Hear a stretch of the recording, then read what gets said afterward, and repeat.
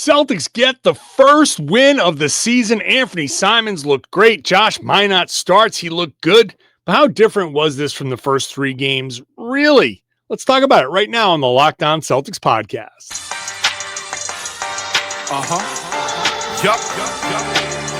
Beantown, be ever ready. It's the C's. Who else could it be? What they gon' say now? Screaming like JT, Karalis. Recap the madness every game, every practice. Prime time, Depp and D White on the sideline. Raining J's, how it started, raising banners, how we finished. Locked on Celtics pod, home of the winners. Hey there, welcome back to the Locked On Celtics podcast, right here on the Locked On Podcast Network, where it is your team every day. Your team is the Boston Celtics. I cover them. I talk about them Monday through Friday. Bonus podcasts when they play on the weekend. This upcoming weekend, 2 games, Friday and Saturday. So I'm on a 2-week straight stretch of free podcasts for you. So subscribe wherever you get your podcasts. Watch the show on YouTube. Get into the comment section there. Share your thoughts with me. I'm John Karalis, beat writer for Boston Sports Journal. I've covered this team for about 20 years now, and I've written a couple books about them as well. Today's show is brought to you by Game Time. Download the Game Time app, create an account, use the code LOCKEDONNBA for $20 off your first purchase of tickets to whatever you want, last-minute tickets especially. Celtics are celebrating a win. Yes. Oh, I've got applause sound effects. I don't have to do it. Celtics get the win. That's awesome. Big win, 30-plus point, 32-point win over the New Orleans Pelicans. Later on, I'll explain why this wasn't that different as far, like, flow-wise. It really wasn't that different from the first 3 games. The difference really was in the margins, which I will talk about in the first segment. In the second segment, I'll get into some of the good performances, like Neemias Queta. He was great. I'll talk about him in the second segment. Some of the other role players. Well, let me just start with this. First win of the season, super important. This is one of those. It wasn't like the longest losing streak, 3 games, even though the Celtics hadn't lost 3 games in a row for a couple of seasons now. I think that's more the aberration. 3 losses in a row is not uncommon.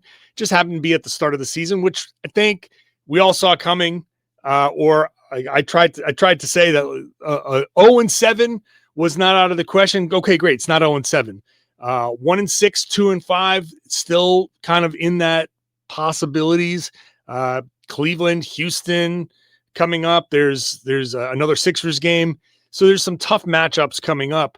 So they needed this win. They really needed to get this win so they could feel good, right? Some of this is they're trying to build something here. And you need to win games to have that positive reinforcement. You need to win games to feel good. You need to win games so you can get on that damn bus and joke around with each other and not feel bad. So you can get on that team plane and like play some cards, or at least, you know, have a fun conversation and not feel like, you know, well, it's all right. We'll get them next time. These wins are important. It's important for the fans. Yeah, you sit there, you're like, yes, all right, I'm invested in this team. I watched this team, and they did it. They won this game. They're supposed to win this game, and they did. No Zion Williamson. They started, they play a generally small lineup, and that's a game the Celtics are supposed to win, and they did. They came out strong, struggled a little bit in the second quarter, but they turned things around. The margins are where they won this game. I've talked about this before. The Celtics forced 14 turnovers. They only turned it over 12. But in the first 3 games, they did kind of something similar, but they were still giving up more points off turnovers. This time, +9 in points off of turnovers. So that's important. Points in the paint, Celtics win that margin. Second chance points, the one that's killed them, they won that 23-16. They only gave up 11 offensive rebounds. That's really good. The Celtics actually had more offensive rebounds. In fact, I think by now the advanced stats are out. Yep, the Celtics defensive rebounding percentage, 70.7. All right, so it's basically 71% of the available defensive rebounds the Celtics got. That is exactly where they need to be. They don't need to be up at like the mid to high 70s. They don't need to be the best team in the league. 70 to 71% is exactly where the Celtics need to be to win games. You do that, you're going to be okay. So they took advantage of this situation. I do think that the Pelicans were in that same kind of like early regular season mode. You are doing your own stuff, right? You're going to play the way you want to play. You're not adjusting to the other team so much. I mean, there are tweaks to your scouting report, how you defend and whatnot, but that's kind of all more within, this is how we want to play. Whereas in the playoffs, it would be, okay, we're going to change completely. We're going to do this, this, and this because that's their weakness, and we're going to have to take advantage of this weakness. If this was a playoff series, maybe they would have crashed a little bit harder. So I don't think the Pelicans were as aggressive as the Knicks, the Pistons, especially those two teams were really, really aggressive crashing and going for offensive rebounds. The Sixers to a little bit of a lesser degree, but still aggressive. The Pelicans were not as aggressive. So the Celtics were able to take advantage of that. They also were, because of the personnel that the Pelicans were throwing out there. Joe Mazzulla said it after the game. They weren't as aggressive in their pick and roll coverages. So they were always able to keep somebody between player and the basket, which, as I've said before, the Celtics defensive scheme contributes to the defensive rebounding problems. They are aggressive, gambling. They send two to the ball. They gamble for steals, and on pick and rolls, they like to trap. They like to do different things that can sometimes allow straight runs to the basket from somebody behind the play to go in and get tip ins, putbacks, keep the ball alive, tip outs. That wasn't really how the Celtics played the Pelicans, knowing that they didn't have to be aggressive.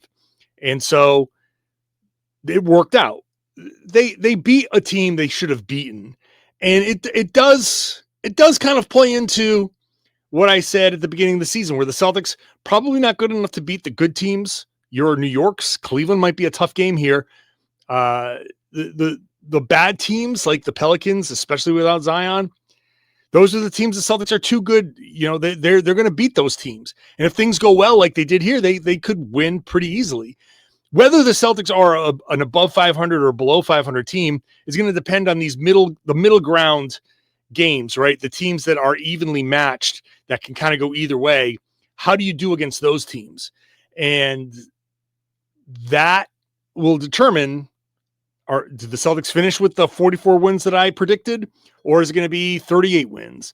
And that's going to depend on going out there and winning these margins, winning these things, going out and forcing the turnovers and capitalizing on it, keeping the other team off the boards to some degree. Now, 71%, are they going to be able to do that consistently? I don't know. I think they can get to a point where they do, at least close to it, 69, 70%, something like that. That's going to be good enough. If they can crash at the rate that they were crashing, they got 45% of the offensive rebounds. So this time it was flipped. The Pelicans were a terrible defensive rebounding team. This is what the Celtics want to do. They want to get the offensive rebounds so they can make up for whatever deficiencies they have. And they did that in here. So they got more shots. They got 11 more shots. Not only that, they shot better. So that's a recipe for disaster for the Pelicans. They put up 53 three-pointers. They hit 18. They won that by 9 3-pointers, so 27 plus 27 there. Like I said, the offensive rebounding battle, obviously the assists, when you're making more baskets, you're going to rack up more assists. They won every margin except for free throws. And if there's one little nitpicky thing about this game, is that the Celtics did foul a little too much in stretches, and that's a tendency that they have at the beginning of the season. We're going to have to accept that there are going to be more fouls because the Celtics are more aggressive in some of their defensive chances that they take. They are going to be slapping down on the ball. They are going to be reaching in to try to get steals. You're going to get the occasional reach in and all of that stuff. You're going to get just because they happen. Your occasional illegal screen, especially with the centers that they have. But the out of position, give up an offensive rebound, overreaction kind of slap at the ball type of stuff. Those are the ones that need to cut down. So Celtics still fouling a little too much. They gave up 28 free throws. Pelicans hit 25. Celtics were 12 of 15 from the line. So they made up for it with their 3-pointers, but it's still something that there's always something to fix. Let's get into the individuals when we come back. Josh Minott gets the start. I wasn't going full New England there. Josh Minott gets the start. Anfernee Simons with the big finish, and Neemias Queta. We'll talk about them all when I come back. Today's show is brought to you by FanDuel. We're in the middle of basketball season now, middle of football season now. You want to get in on the action? You go to FanDuel, the official sports betting partner of the NBA. Even if you miss the start of a game, or if you want to ride the hot hand, FanDuel has live bets on everything from who will score next to fourth quarter comebacks. Plus, you can even combine your live bets into a same-game parlay for a shot at a bigger payout. It keeps every game exciting, especially when your team is making a late push, like the Celtics did in New Orleans. So right now, if you're a new customer, FanDuel will give you $300 in bonus bets when your first $5 bet wins. So make it a good one. And if you win, you're going to get the $300 in bonus bets. When you sign up at FanDuel.com, they will ask you to set a limit, set a budget. Please do that so you're gambling responsibly. Set whatever you can afford to lose and not worry about. Because sometimes you hit a cold streak, and that's just going to happen, and you want to have a safety net there. So do that at FanDuel.com. Sign up and play your game with FanDuel, the official sports betting partner of the NBA. Today's show is also brought to you by Game Time. Basketball season here. You want to get to a game? Maybe you are in Boston or traveling to Boston. You want to go to the Garden. Maybe you're in one of these other NBA cities where the Celtics are traveling. You want to go there. Game Time is a great way to do it because there's no waiting in long queues, no surprise fees, any of that stuff that frustrates you when you're buying tickets. It's the app that gives fans the advantage. It's your ultimate life hack for scoring amazing NBA tickets fast, easy, and stress-free. Game Time, I've used it a few times. I talk about this a bunch. I've used it to go to Red Sox games. I've used it to go to WNBA games, especially like on the road if they're playing in the same city. Come playoff time, I've done that. Get great seats. When I did it at the Barclays Center, open up my phone, tap, tap, tap. Really, in just a matter of a couple minutes, I was going to a game. What you see is what you pay. There's no hidden fees. You get to see exactly what the view is. If you're not familiar with the arena you're going to, you'll see the exact view from your seat, which is huge. And they have zone deals, which is a game changer. You pick the section. Game Time picks your seats, and you save big. Take the guesswork out of buying NBA tickets with Game Time. Download the Game Time app. Create an account. Use the code LOCKEDONNBA for $20 off your first purchase. Terms apply. That's Locked On, LOCKED, Locked On NBA for $20 off. Swipe, tap, ticket, go. Thank you for making Locked On Celtics your first listen every day. Go check out Locked On NBA, Game Night, and Locked On NBA. They're both in the same feed, so subscribe to one feed, get two podcasts. Game Night covers every game in the association, so check that out. I do that with Jake Madison on Wednesdays, so I'll be watching the Tuesday night games with Jake for your Wednesday podcast. Locked On NBA, midday, gets all the big stories, all the big storylines, debate show style. Wherever you found this podcast, you'll find that one too. Let's get to some of these individuals because there were a lot of good performances here. Starting with Josh Minott, who got the start. He was a plus 42 in a 32-point win. And in the fourth quarter, he was plus 26. So Josh, instant impact. And I'm not talking about the impact that his body made with the floor after that dunk, which he said didn't hurt at all. He was fine. He got right back up. Everybody had a laugh about that after the game. So that was fun. But look, Minott, I've talked about him a bunch. I did a feature on him at Boston Sports Journal. This is his opportunity, his big opportunity, and he's not He's not trying to miss it here. He got his first career start and 15 points, 9 rebounds, a steal, a block. It feels like he had more than a steal and a block, but that's a testament to the game that he played. Just a really good game overall. A big, long, versatile defender, and he did the exact same things that you want a guy in that position to do. That starting spot seems to be kind of rotating. Hugo Gonzalez got it in the last game. We all made a big deal of it, and then he gets the DNP in this one. So I don't know. Joe is doing his own thing with these rotations and these starting lineups. And we've talked about how it's going to be situational, and here we are. I don't know why Hugo got the DNP coach's decision, but may not matter. Josh got it a couple of games ago, right? In New York. He didn't play. What did he get? Garbage time in Detroit? And all of a sudden now he gets the start. And so Hugo gets a DNP in the first game, then gets a start a couple of games later, and then gets another DNP. So I think, just as a side note for Hugo, this is why I say he's going to he probably should split time between the Boston Celtics and the Maine Celtics, because while I love to see him get the rotation minutes in Boston, I need to see him getting 35 minutes of game time, and that's something that's only going to happen in Maine. I want to see him run an offense and all of that stuff that I said in yesterday's podcast. That still holds true. So whether it's on an off day for the Celtics, maybe the Celtics have a Thursday off and Maine is playing on that Thursday, and you send him to Maine to play on that game, then sure, that's a great opportunity for him to go do that. Maybe that's how they stagger this. Maybe they send him for a week, have him work on some stuff, then he comes back and he misses a couple of games and it's not a big deal.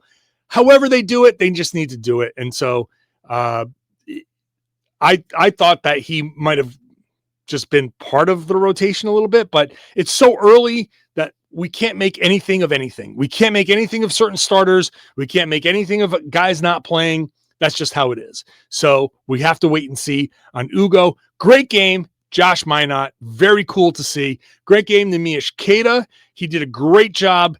Had a stretch of, what was it, like an offensive rebound, put back, come down, block a shot, come down, alley-oop. Like he really was active. And Joe said after the game, he has to do it all the time. He can't just be good sometimes. He's got to be good all the time. And that's the challenge for Queta. And Joe has said it before. It's easy to be third string, right? Sometimes you play, sometimes you don't. You come in, you just do a certain thing. You just rebound and block shots and run and be crazy and you're good. You're starting center now. You have responsibilities. You have to be this. You can't just be like, oh, good sometimes. You have to just be good all the time. And as Joe said after the game, the connective stuff, coming down, setting a good screen, rolling hard, taking a defender with you, opening up a driving lane, opening up a passing lane, that kind of stuff, getting in there for offensive rebounds, giving the team extra possessions, all of those little things. That's what Queta's got to do. This was probably certainly the best Queta game of the season, 4 games only. Best we've seen him play since the Eurobasket tournament, and the best Celtics performance he's had in a long time, since last season sometime. So yeah, this was great. This was great. This is the type of thing as the resident Queta critic, if this is the type of stuff that he can do on a regular basis, then I come around and I, don't harp on certain things. But great performance. You want to see it happen against bigger centers, more mobile centers. Let's see how he does against Cleveland. But this is a good one. This is a great place to build. Anfernee Simons, I probably should have mentioned him already, but 25 points, 6 of 13 from 3, 9 of 17 overall. He had 12 in the fourth quarter. The big turning point in this game was DeAndre Jordan driving. It's a 6-point game. DeAndre Jordan, who, side note, I loved Joe Mazzulla, the report from Abby Chin. I loved him telling his team after DeAndre dunked on them a couple of times. He was like, you don't get to pick and choose when you're your best self. You always have to be your best self. That was great. He was like, this dude was sitting on his couch 2 days ago, and now he's dunking all over you. You cannot let that happen, which is 100% true. You cannot let that happen. So shout out to Joe for challenging the team. And they responded after that. But Jordan's coming down. He's going up for a layup. Derek White swallows him up, goes down as a block, gets the ball up to Simons. He hits a 3-pointer, and he's off to the races. He had hit a basket earlier, but that was the stretch. That was the beginning of I think Hauser had hit a 3 before that, but it was a 25-4 run. That was basically the beginning of that run. That was the big turning point moment. Simons was great, and he talked about it after the game. Joe talked about it after the game.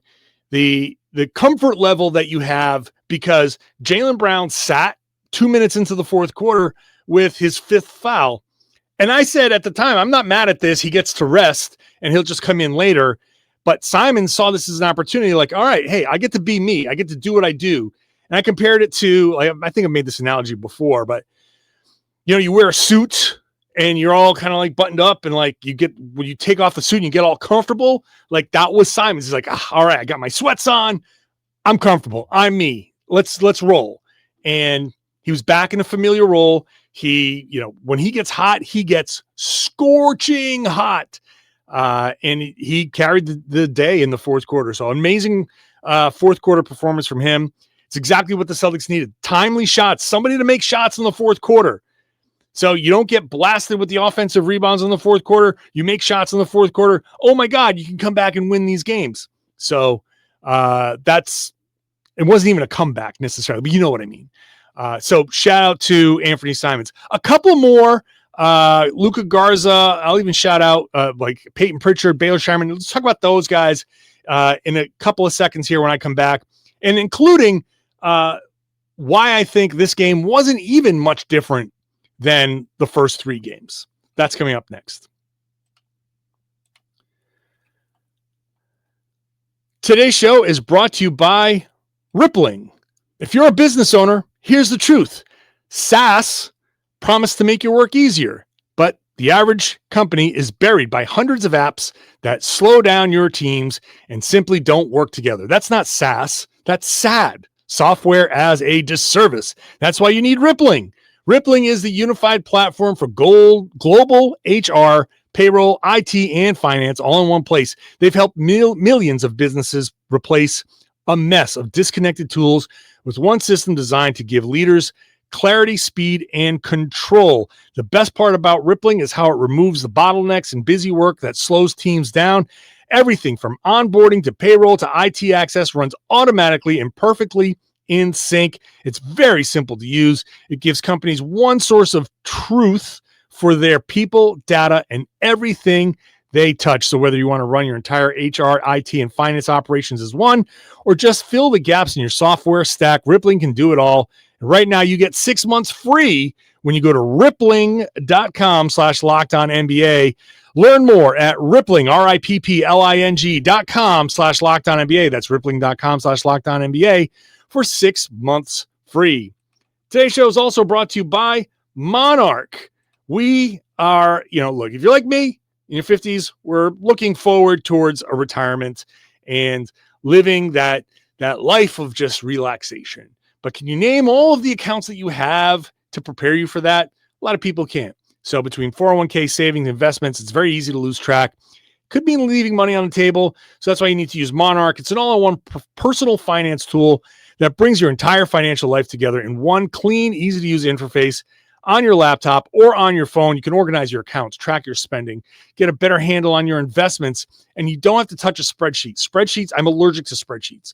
I just need something that's very easy to use like Monarch. It has visual dashboards, smart tools that make it so much easier to understand where your money is going and how to make it work harder for you. Don't let a financial opportunity slip through the cracks. Use the code LOCKEDONNBA, LOCKED, LOCKEDONNBA at monarch.com for 50% off your first year. That's monarch.com, code LOCKEDONNBA, for half off your first year. Thank you for making Locked On Celtics your first listen every day. Go check out Locked On Fantasy Basketball. Josh Lloyd is going to help you win your fantasy basketball league because he's up to date on who to add, who to drop, who's hot, who's not. And that is the type of stuff that's going to make your league look at you and go, how does this person know all the right moves to make? Why is this person running away with my league? So check it out. Locked On Fantasy Basketball, wherever you found this podcast. A couple other names just to shout. A lot of good performances. I don't see a bad one in this game necessarily. Derek White was I thought Derek White, actually, I liked Derek White. He did not shoot well at all. He is in a slump, but I thought defensively he was good, and he 7 assists. So he moved. He didn't shoot. He did not shoot well. I was almost like, he didn't shoot good. He did not shoot well, and that's part of a slump. I do think that the pull-ups that he's taking are a lot tougher. He needs to get into a better rhythm, and I do trust him to get into that better rhythm. Same with Peyton Pritchard. White was 1 of 9. Pritchard was 2 of 7. Pritchard lived in the lane. He was like a pest. I thought he had a great game. And if he hit one more shot, his 3-point percentage would have been fine. So, but 11 points for Derek White, 18 points, 8 assists for Pritchard, who continues to go in and grab offensive rebounds. He had 2. Obviously, Keita had 7 offensive rebounds. I don't know if I mentioned that. 7 offensive rebounds for him to go along with the 4 blocks. Pritchard, I thought Pritchard was good. He just finds his way. He just, I don't know, man. He puts his head down. He gets in the middle lane. He creates himself some space. So he was good. Luka Garza, 3 of 4 from 3. He still overreacts defensively, but that's something that he's going to have to fix. Overcommits to certain things. He just has to be in better position. But the 3 of 4 from 3 was huge. Shout out to Baylor Shireman. I thought, Scal did a good job of like really kind of highlighting that Shireman did a couple of little things, a sacrificial cut that opened up a driving lane, some rebounding, and that got him a chance. And he hit a big shot in this game. It was only 1 for 3, but it was an important shot for him. And 3.6 rebounds and a steal. He went out there, and these are the little things that earn you some minutes. And I can't be out on any of these players yet. And Shireman has an opportunity to earn himself some minutes. So those are the individual performances. I will say though, I don't think this game was entirely different from the other 3 games as far as flow and the opportunities that presented themselves. The Celtics have started hot before. They started out with a 14-point lead. Second quarter, they did some inexplicably bad things in this game as well, just like they did in other games. And that hurt them, and the lead was dropping down to, I think, got down to like 5 at some point in the second quarter. But this time around, they went on a run, and they made the plays. They got the rebounds. They didn't give up the offensive rebounds. And they rebuilt a lead heading into halftime. Third quarter, they came out hot, just like they came out hot in other games. But somehow they, fouling a little too much, missing some shots. The other team starts, putting a few possessions together. They start getting a little bit hot. It was the fourth quarter, and there they are, down up only 5. And we've seen this before. They've had these leads before and seen them start to dwindle. And Scal was like, I'm starting to get a little nervous here. I shouldn't be nervous because the Celtics have seemed to be in control. It was a very similar flow to this game. But then what they didn't do was give up a ton of offensive rebounds. What they did do was hit the timely shots. They actually had somebody that started to go off and close the door on the other team in the fourth quarter. They did those things. They turned the other team over and scored. Those things that they weren't able to do against the other teams, they did them here. And that's why I said earlier, where they struggle against the good teams. It's not that they suck and get crushed by the good teams. They are actually in these games. They had a chance to beat the Knicks. They had a chance to beat the Sixers. They had a chance to beat Detroit, but they weren't able to do the other thing. They weren't able to keep them off the boards. They weren't able to hit shots. They weren't able to execute when they, on certain plays, on certain opportunities. But when the competition isn't as good, just like we saw in the preseason, you do execute. You do actually do those things. So it's not that the Celtics played an entirely different game and we're like, wow, okay, stylistically, this was different. Stylistically, this was a very similar game as the other three. What they did was they hit a few shots, turned the other team over, and didn't give up a million offensive rebounds and get crushed in second chance points. So it's not an outlier as far as, oh, they played super up tempo and they put a couple of things together that we haven't seen before. It's not what happened here. They did things that they weren't able to do in the first three games, and this is their challenge. This is their challenge for consistency. Can you do that against Cleveland? Because they're probably going to have a similar type of flow to the game against Cleveland. They'll come out strong. They'll come out hot. Then substitutions will start to happen and certain things will go wrong. And can you get that back? Can you cut their water off? Cleveland is a much better team. Can you cut their water off when they start going like you did against New Orleans, who isn't that good? That's their challenge. If you're going to get good with this roster, and I can't rule anything out with this roster, right? I don't know if they're going to be a 35-win team or if they're going to be a 45-win team. Now, 35 seems more likely based on what you saw in the first few games, but they could put something. This could be the impetus for putting certain things together where you say, okay, hey, look, when we stay between the man and the rim, we get some rebounds. Do that against the good teams. Do that against Cleveland and Houston and Philly again. Do that. That might be the thing that turns this around. It takes one game to have some things click. But that's the challenge. Can you do this against teams that can make you pay for your mistakes? When they made the mistakes against New Orleans, they didn't have to pay the same price. And part of it's because they didn't have to play the same defense, and part of it is because the Pelicans had shots that they couldn't make, and part of it was guys like Minott and Simons played out of their minds for stretches that we hadn't seen yet. Some of this is simply going to be guys getting more comfortable. Simons getting more comfortable. Garza getting more comfortable. Minott, Gonzalez, all of these guys getting more comfortable. That is certainly part of this as well. The more comfortable they get, the more you're able to execute. So there are a bunch of different roads the Celtics can go down. This was a good win. Obviously, you win by 30. You celebrate that for what it is. Now, can they build on that and get some consistency? That's going to be the important part. Can you do this against the better teams? And we're going to find out Wednesday night, Cleveland. Let's see what they do against the Cavs. If they beat the Cavs, that'll be a big, big feather in their cap. Let's see if they can build on this momentum. I will be at that game. I will be there talking to everybody. So I'll have a post-game podcast after that. Obviously, there's another podcast to do before that. I got 13 straight podcasts for you. They're all free. They're all available wherever you get podcasts. They're all on YouTube. You can get there, get into the comment section there, share your thoughts. Do you agree with me? Disagree with me? Do you think I'm full of crap? Whatever you want to tell me, go ahead and tell me in the comment section. But I would love it if you shared the podcast and told everybody that they should be listening to and watching the Locked On Celtics podcast here on the Locked On Podcast Network. It's your team every day.